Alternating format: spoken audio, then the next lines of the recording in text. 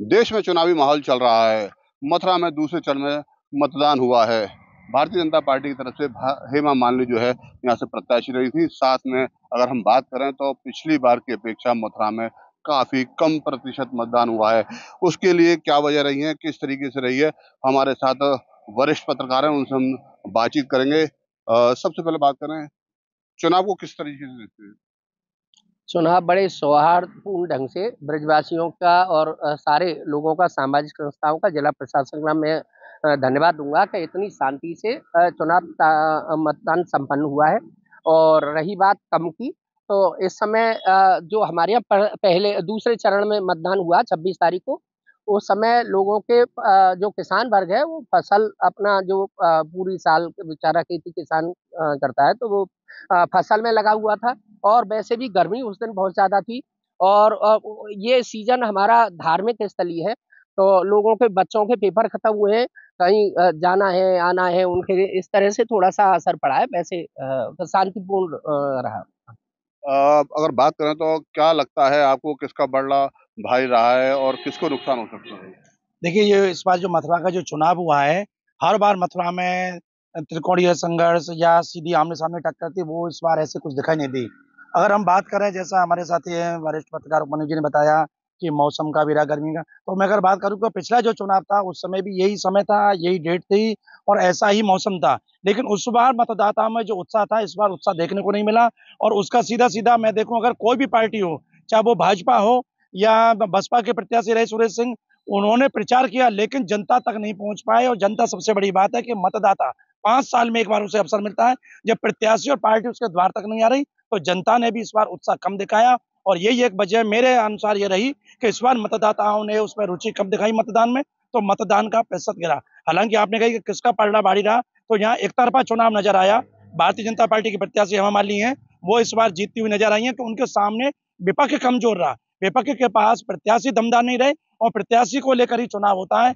खुद जो विरोधी पार्टियां हैं, उन्होंने अपने प्रत्याशी के साथ में नहीं दिखाई दिए। तो एक तरफा चुनाव रहा, लेकिन मतदान प्रतिशत जो कम रहा, उसमें मतदाताओं में नीरसता रही, और वो इसलिए कि पार्टी नहीं आ पाई। तो देखिए, अपना अपना मत है। किसी ने कहा कि मतदान हुआ, उसका वजह ये रही कि प्रत्याशी मतदाताओं के पास नहीं पहुंच पाए। हमारे साथ तो वरिष्ठ पत्रकार हैं पवन जी, उनसे जानते हैं इस चुनाव में कौन से मुद्दे हावी रहे, आपको लगता है किन मुद्दों को लेकर चुनाव हुआ है और कौन से मुद्दे इस चुनाव में पीछे रह गए?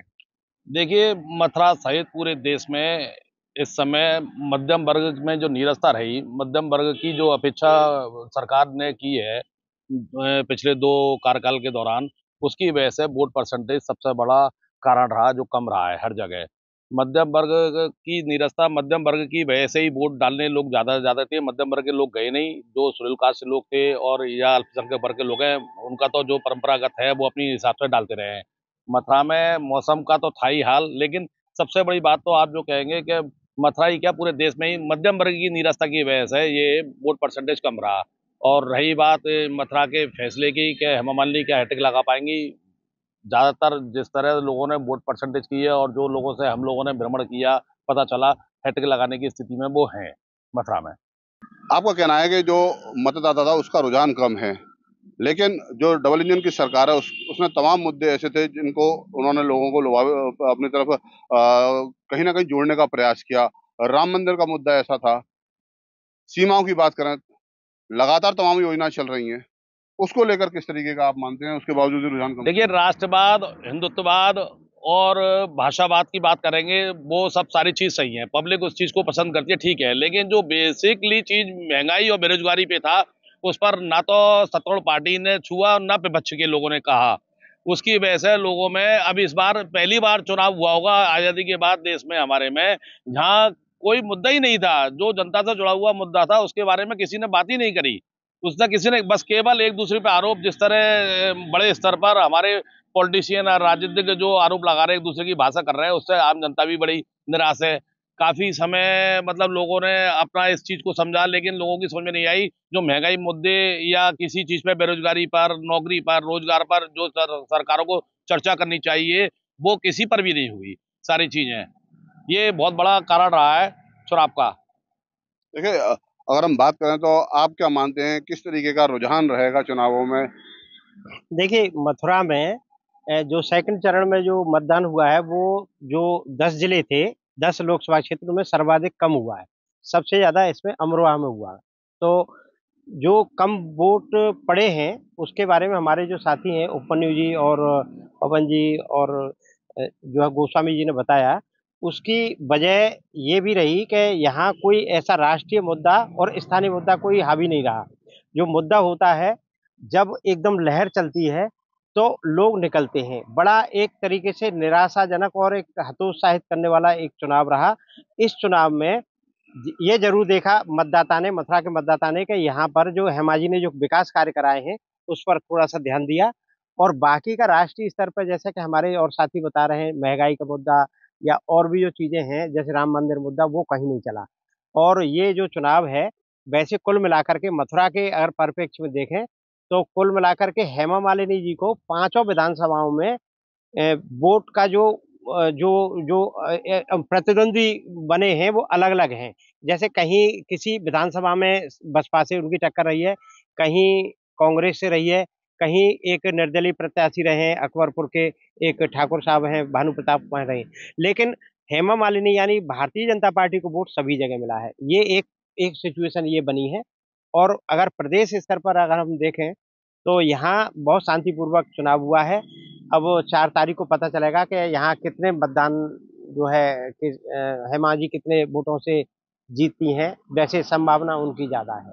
और देखिए लगातार जिस बात को कहा जाता है कि हेमा ने लगातार विकास काम किए हैं, अगर हेमा जी ने विकास कार्य किए हैं और उसके बावजूद भी वोटिंग परसेंट कम रहता है, उसके लिए हम बात करेंगे। गोविंद जी क्या वजह मानते हैं, क्योंकि पिछली बार जो चुनाव हुआ था उसमें वोट परसेंट अधिक था, इस बार के चुनाव में मतदान काफी कम रहा है, उसकी वजह क्या मानते हैं, किस तरीके से इस पूरे चुनाव को देखते हैं? नितिन जी, इसमें मैं बता दूं आपको कि वोटिंग परसेंटेज के इसमें कई कारण हो सकते हैं। इसमें सबसे बड़ी बात तो यह है कि जिस समय मतदान हुआ है उस समय सीजन थोड़ा गर्मी का रहा है, लोगों के, किसानों के काम भी चल रहे होते हैं, तो उस समय ये भी रहा। दूसरा ये भी है कि विपक्ष के पास में कोई ऐसा मुद्दा नहीं रहा कि जिसको पूरी तरीके से विपक्ष उसे सेंट्रलाइज कर सके, तो ये भी एक कारण रहा है कि लोगों में उदासीनता रही है। तीसरा कारण ये रहा है कि जिस तरीके से वोट में कई मायनों में जो प्रेजेंस ऑफ कैंडिडेट की होती है, यानी कि प्रेजेंस ऑफ कैंडिडेट का मतलब है अगर आप जनता के बीच का कोई कैंडिडेट है तो उसमें एक रुचि, एक पर्सनल रुचि डेवलप करती है कि भाई कहीं हमारा कैंडिडेट है तो हम इसको वोट करेंगे।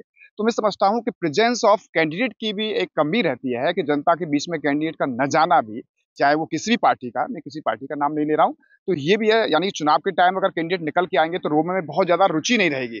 अगर आपका कोई जानने वाला कैंडिडेट अगर चुनाव लड़ेगा तो आप उसे वोट दे जाएंगे। दूसरा, विपक्ष के पास में कोई मुद्दा नहीं रहा। और खास बात यह है कि चुनाव सेंट्रलाइज हो गए। अब सेंट्रलाइज का मतलब यह है कि केंद्रीय हो गए हैं, यानी कि विशेष मुद्दे नहीं है पार्टियों के पास में। अगर मैं बात कहूं तो जिस तरीके से चुनाव वोटिंग परसेंटेज कम रहा है, लगातार अगर कोई सरकार रहती है तो उसकी एंटी इनकम्बेंसी का भी फर्क पड़ता है। लेकिन मथुरा एक अलग टाइप का चुनाव रहा है, जो कि मथुरा परसेंटेज ऑफ वोट में अगर देखा जाए तो पहले बहुत अच्छी परसेंटेज यहाँ पर रही है, लेकिन इस बार की परसेंटेज ने सभी को सोचने पर मजबूर कर दिया है कि मथुरा एक विश्व के पटल पर जानी जाती है, लोगों का इंटरेस्ट यहाँ का क्या है, उसके बावजूद भी यहाँ वोट परसेंटेज बहुत कम रहा है। तो नीरसता और उदासीनता, ये दोनों कारण इस तरीके से रहे हैं कि चुनाव सेंट्रलाइज रहा, विपक्ष के पास मुद्दे नहीं रहे। मुद्दे नहीं है तो लोगों में रुचि भी नहीं रहती है। और तीसरा कारण ये भी था कि गर्मी का सीजन रहा है, तो ये भी एक मेन कारण रहा है। दूसरा, विपक्ष के जो कैंडिडेट्स जो निकल के आए हैं वो जनता के बीच कभी नहीं देखे गए। अगर अब विपक्ष के कैंडिडेट का भी ये कारण ये हो सकता है, तो ये कई कारण ऐसे हो सकते हैं कि जो वोट परसेंटेज से डाउन हुआ है। प्रेजेंस, मैं ऐसे मानूंगा प्रेजेंस ऑफ कैंडिडेट ये भी एक मेन कारण है। विपक्ष के जो कैंडिडेट आए हैं, चाहे वो कांग्रेस के कैंडिडेट हो चाहे वो बसपा के कैंडिडेट हो, वो कभी जनता के बीच नहीं रहे। भाजपा की कैंडिडेट वो 10 साल से हैं, वो काम भी कराती रही हैं, तो उनका एक लगाव या जनता का लगाव उनसे हो सकता है, तो ये भी एक कारण यहाँ पर रहा है। लेकिन ये चिंता का विषय है कि अगर 50% से भी वोट कम कहीं हो रहा है तो एक मजबूत लोकतंत्र के लिए ये ठीक नहीं है। जनता को भी सोचना चाहिए, नागरिकों को, सभी को सोचना चाहिए कि हमें मतदान में बढ़ चढ़ कर भाग लेना चाहिए। उदासीनता रही, मुद्दे भी रहे लेकिन उदासीनता रही, क्या वजह मानते हैं कि मुद्दे क्यों हावी नहीं हो पाए, मतदाता के दिमाग में क्यों नहीं बैठ पाए, जबकि लगातार जो सत्ता है, सत्ता पक्ष के लोग उसको देते रहे, विपक्ष मुद्दों में क्यों विफल रहा? नितिन जी, जनता जो है पूरी तरीके से निराश हो चुकी है। लोग 70 साल में कांग्रेस को दूध की तरह मक्खी से निकाला था उन्होंने। लेकिन इन लोगों ने 10 साल के कार्यकाल में यदि आप देखा जाए तो कुछ बातों को छोड़कर एक सिस्टम को आप देखेंगे तो आम जनता अब मूड जो है उनका जिस तरह 2014 में बड़ा उत्साह था कि मोदी जी को लाना है, 2019 में उनका फिर दोबारा था कि मोदी जी को बैठाना है, लेकिन यदि आप 2024 के चुनाव में बात करें तो वो स्थिति दिखाई नहीं दे रही। लोगों में उत्साह की बहुत कमी है। भाजपा सरकार के प्रति लोगों में एक बड़ा उत्साह था 2019 के इलेक्शन में और 2014 के इलेक्शन में, लेकिन वो 2024 में नहीं दिखाई दिया। तो इस स्थिति पर भाजपा को सुधार करना चाहिए। सबसे बड़ी बात मैंने पहले भी कहा था आपसे कि मध्यम वर्ग क्लास जो है इस समय इन्होंने बुरी तरह से पीड़ित कर रखी है। इनको केवल भारत भाजपा सरकार को या तो बड़े लोगों का सपोर्ट चाहिए या फिर छोटे लोगों से मीडियम क्लास को जो इस तरह लोगों ने दरकिनार किया है उसका ही ये परिणाम दिखाई दे रहा है, कम परसेंटेज। और इस बार जो आप कहेंगे तो पहले के मुकाबले सीट कम आनी है, लेकिन फिर भी मैं कहना चाहूंगा सरकार के प्रति मतलब आम जनता के मन में ये तो है कि सरकार मोदी की आनी चाहिए और सरकार यही रहनी चाहिए, लेकिन थोड़ा सा सीट कम का रहे जिससे इनको थोड़ा सबक मिले। और हमारा भी मानना ये मध्यम वर्ग की क्लास के लिए इनको कुछ कार्य करने चाहिए। देखिए, मध्यम वर्ग की बात हुई है, क्या प्रत्याशी भी इसका एक बहुत बड़ा वजह है, क्योंकि लगातार तीसरी बार किसी का चुनावी मैदान में उतरना तो कहीं ना कहीं विरोध भी नजर आता है, उसको कितना आप मानते हैं? देखिए जी, दरअसल क्या है, यहाँ किसी की कोई तैयारी नहीं थी। यहाँ से किसी की कोई तैयारी नहीं थी। एंड टाइम पे लास्ट वाले दिन 3 और 4 तारीख लास्ट डेट था नामांकन का। उस दिन प्रत्याशियों ने घोषणा हुई है 3 को, और सवेरे 4 बजे कांग्रेस प्रत्याशी आए हैं और बसपा वाले प्रत्याशी एंड टाइम पे आए। तो किसी की, और इनमें से कोई राजनीतिक परिवार का व्यक्ति नहीं था। इसके परिवारों में कोई एमएलए एमपी चुनाव लड़ चुका है और कमजोर वर्ग के थे। लेकिन सुरेश जी ठीक थे, लेकिन वो एंड टाइम पे आए, उनकी कोई तैयारी नहीं थी, किसी की कोई तैयारी नहीं थी चुनाव लड़ने की। अच्छा, हेमा क्योंकि संगठन पन्ना प्रमुख तक उनका एक उस पे है, भाजपा का संगठन, और ऊपर मोदी जी।